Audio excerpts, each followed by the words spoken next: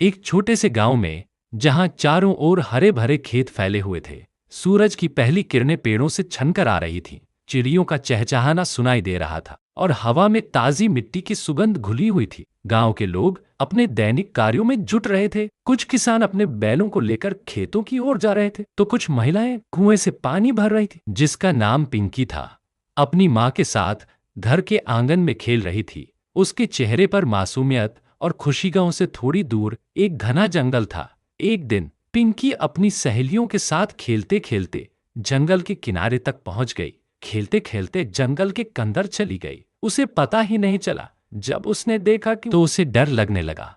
सूरज ढलने लगा था और जंगल में अंधेरा बढ़ने लगा था। पिंकी रोने लगी और अपनी माँ को पुकारने लगी। पिंकी रोते हुए जंगल में भटक रही थी, तभी उसे दूर एक रोशनी दिखाई दी। वह उस रोशनी की ओर बढ़ी और देखा कि वहां एक छोटी सी कुटिया थी। कुटिया के बाहर एक बूढ़ी औरत बैठी आग ताप रही थी। पिंकी ने हिम्मत करके बूढ़ी औरत को अपनी सारी बात बताई। बूढ़ी औरत बहुत दयालु थी। उसने पिंकी को दिलासा दिया, उसे खाने को दिया और रात भर अपनी कुटिया में रखा। अगले दिन सुबह बूढ़ी औरत ने पिंकी को गांव तक पहुंचाने का फैसला किया। उन्होंने साथ मिलकर गांव की ओर चलना शुरू किया।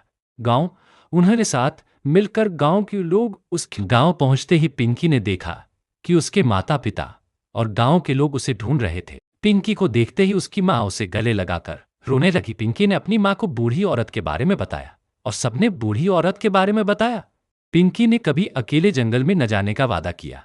अगर ये कहानी आप लोग को पसंद आई तो लाइक करो। हमारे चैनल पे नए हैं तो चैनल को सब्सक्राइब करो। मिलते हैं फिर एक नई कहानी के साथ, तब तक के लिए अलविदा।